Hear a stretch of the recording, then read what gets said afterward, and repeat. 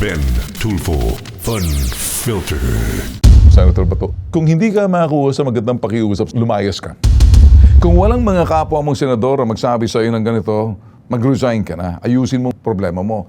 Pero ang advice ko sa iyo, makinig ka, Senator Bato, advice ko sa iyo, sumurrender ka, lumutang ka, hulihin ka, magpakulong ka. Total, nung panahon ni Digong na presidente that time, kayo, nakulong si Laila de Lima, senador yon. Pero sa kanya, tuloy lang ang pagiging senador niya kahit nasa sa loob siya ng selda. Ngayon, congresswoman na si Laila de Lima, nakalaya na, pero nung panahon na siya'y nakakulong sa Campo Crame, si that time Senator Laila de Lima, nakakulong siya, pero gusto niyang mag-attend ng session Zoom. Hindi siya pinayagan. Zoom, pero nagmo-monitor siya. Alam ng taong bayan, kinulong siya at hindi siya nag-resign kasi nakakulong siya that time sa Campo Crame. Ngayon, si Bato, ayaw niya makulong. Ako sa iyo, Bato, magpakulong ka na lang para sikat ka pa. Alam niyo bakit? Yan ang pagtataksil sa taong bayan ng tiwala sa iyo. Taksil ka doon sa dapat ginagampanan mong trabaho, dereliction of duty, abandonment of post, pagtataksil sa taong bayan. Na nagtiwala sa iyo, wala silang pakialam kung nagtatago ka dahil may kaso ka kasi hindi naman pinag-usapan yon. Tumakbo ka. Alam ko lusot na lusot ka. Tulad ko, alam ko na lumusot ka. Sa akin, alam ko may pinalusot. Ngayon, ang sa akin lang dito, para tuloy ang sweldo mo. At least nagsisweldo ka. At hindi ka po pwedeng sabihin, hindi ka muna, nakakulong ka. Hindi po pwede. Senador ka pa rin. Alam ng tao, hinalal ka. Nakakulong ka nga lang, kaya lang may sweldo ka pa rin. At yung sweldo at allowance mo, tuloy pa rin. Kasi gusto mong gampanan ng trabaho mo bilang senador, bagamat ikay nakakulong. Naging problema pa sa mga kasamahan niya. At anong problema ng mga kasamahan niya ngayon?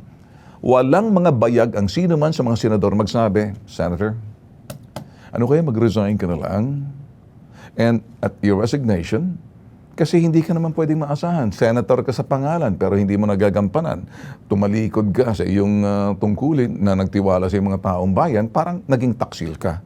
Wala kang pahayag, statement, wala kang paramdam kung saan ka pa, kung kabay ikay humihinga pa, or saan ka ba? Nasa langit ka na ba? Ang tanong, walang alam. So nakikiusap sa iyo, ang kapwa mo senador, ang pakiusap, please lang, wag mo nang tanggapin ang sweldo mo, allowance mo. Ako'y naaawa sa mga staff mo, sa loob ng opisina mo. Anong trabaho lang ngayon doon? Wala. Nasasaktan sila, Senator Bato, na ikay, hindi ko alam kung nagtatago ka, pero yung mga tao mo nagtatrabaho. So, saan ka kumukuha ng tibay ng sikmura at laman loob? Sige, kaibigan kita, nakakausap kita noon, sa telepono, okay naman ang usapan natin, pero dito sa prinsipyo lang, meron ka pa ba niyan? Sino sa inyo sa Senado na magagaling? Kasama ng mga Tulfo brothers, Senator Erwin, Senator Raffy, simula, lahat, binanggit ko kasi sabihin, may kapatid akong, hindi, walang kapatid sa akin. May kaibigan ako dyan. Lahat kayo mga senador, hindi kasama yung mga hindi lumusot ang nandaya. Yung mga nahalal talaga. Yung mga nandaya, nahalal, hindi nahalal, nagtataka pa kayo kung bakit nanalo kayo, shame on you, hindi ka kasama. Yung mga nanalo talaga. May karapatan ako, magsalita. Sino ba ako? Si Ben Bitag. Kahit itanong mo pa kay George. Ben Tulfo Fun Filter. I will not go quietly. And I will not go alone. And I will not be the fall guy for other people corruption. Ang gusto niya sabihin, I will bring everybody down with me. Sama-sama tayo sa impyerno. Yun ang gusto sabihin. Hindi ako pupunta ng tahimik. Hindi ako mag-iisa. Dadalhin ko kayo. Saan? Sa langit? Sama ako dyan sa langit Impyerno, bahala ka sa buhay mo. Ngayon mga boss, sinabi ko sa iyo, ang cancer, saan ba talaga nang bumira? Panahon ni Pinoy? Benign pa yun doon, may BUB sila. Panahon ni Duterte, naging malignant. Pero marunong magtago yung mga tao ni Duterte. Sa panahon ni BBM, itong mga tao sa panahon ni BBM, may mga dating mga korap dyan, mga kontratista at mga kongresista at senador, napunta sa panahon ni BBM, everybody happy, bay naging malala, naging terminal. Ang gustong sabihin ni Romualdez, hindi ako kasama dyan.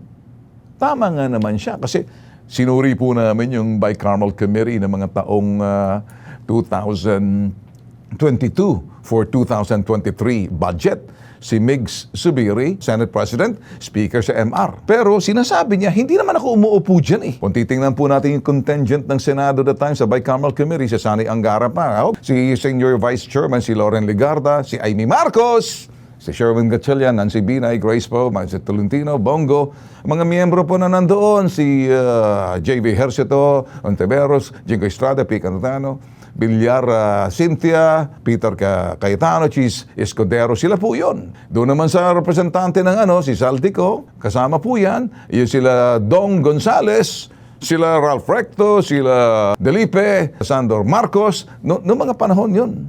So, ibig sabihin ni MR, simula noon, hindi ako talaga umuupo. Pero teka muna, Chip, napakagaling talaga ng tao mong si Saldi.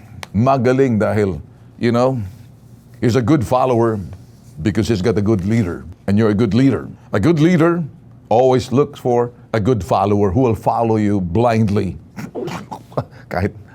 Bakit? Sagradong yung sasabihin. Ang issue rito, we look forward na darating si Saldi. Si Saldi ko, tingnan nga natin kung ano sasabihin. In the meantime, nagbanta na po kilala niyo po, si Martin Romualdez. I will not go quietly. I will not go alone. I will not be the fall guy for other people's corruption. Sabagay, Boss Chip, okay lang.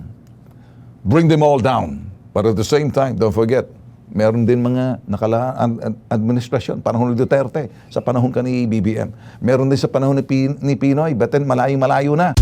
Ang korupsyon ay may hituturing cancer, parang cancer. Ang cancer, may mga stages po yan, benign, bukol-bukol, simple pa lang. Kinakailangan mapakita at maalagaan at make sure sa benign, pag medyo medyo napabayaan mo, mapupunta sa malignancy stage. Kapag medyo na sobrang pagpapabaya na, or hindi talaga nakuha sa mga gamot, terminal, dead meat ka ngayon. Dedo ka. Saan ba talaga nag-umpisa ang korupsyon sa sistema ng ating pamalahan? Kung kayo pa'y nanonood po sa akin dahil binabanatan niyo ako, wala, hindi tahimik man kayo pagdating sa korupsyon. Wait a minute. But wait, there's more.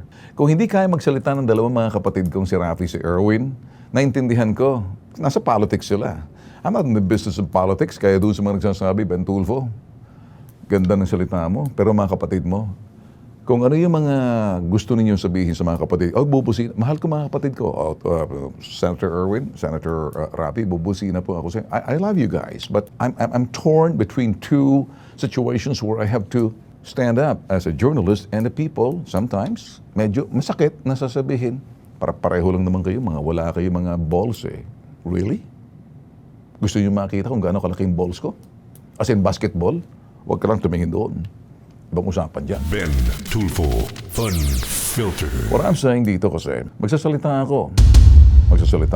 Korupsyon. Manloloko. Abusado. Kalaban po namin yan.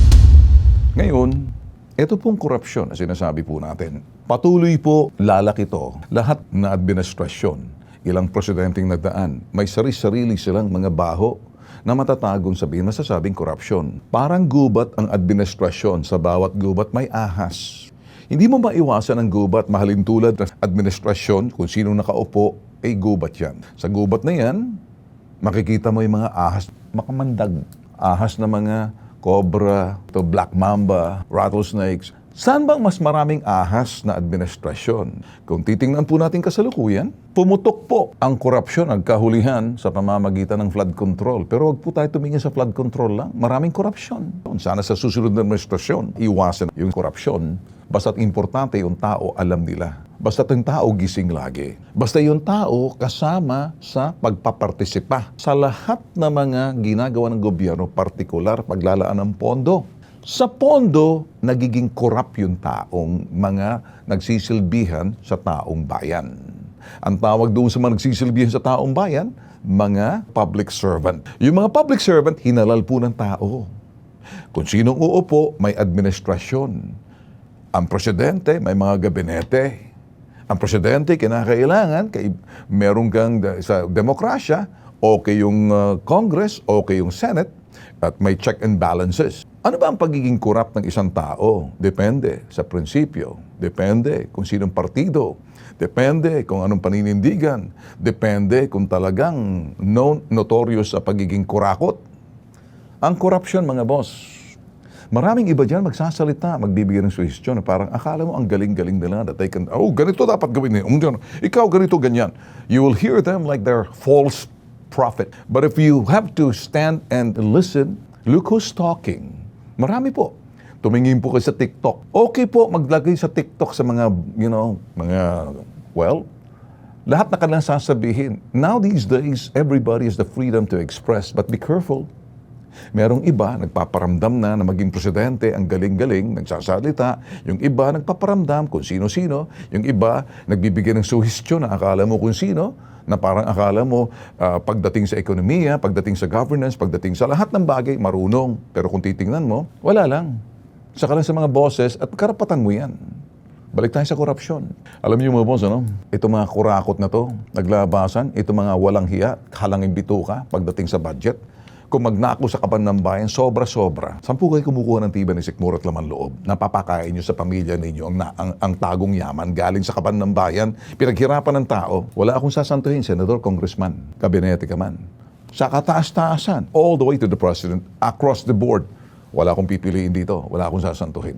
Ang tao dapat nakikinig ngayon, kung makikinig lang kayo, judge me for what I am. Either you listen to me or you don't. Either sasabihin niyo mayabang. Hindi po ako nagmamayabang. At ang aking sinasabi lamang, lahat po na pondo bago umpisan po yan, magmumula po roon sa pagpaplano, National Expenditure Program. Budget po yan. Trilyones pong pinag-uusapan. Nakabantay na po. Dapat yung taong bayan. Sa ibaba, sa mga munisipyo, sa mga probinsya, sa mga syudad, sa mga rehiyon, sa buong bansa nagbabantay. Ang problema pag ang budget na hinahanda, hindi kasama ang taong bayan. Lagi lehislatura, congressman, senador, at nasa ehekutibo. Ang mga congressman, senador, sila po ang mga nangunguna na nakakaalam doon sa hinahanda, ilalaan na budget na trilyones na magmumula sa administrasyon kung sino yung presidente o si BBM. Pagkatapos, yung National Expenditure Program, pag-aaralan kung ano for the next budget of 2027, ibababa ngayon yan. Anong tawag po roon? Ang tawag po roon, bottom-up budgeting dapat. Ang problema itong bottom-up budgeting, hindi po sinusunod. Anong bottom-up budgeting? May pakialam ang taong bayan sa ibaba. May karapatan ang baong bayan, amuyin, silipin, tingnan magkano ang budget na infrastruktura at anumang mga serbisyo, proyektong darating sa aming probinsya, munisipyo, syudad o rehiyon. Magkano ilalaan, babantayan namin yan.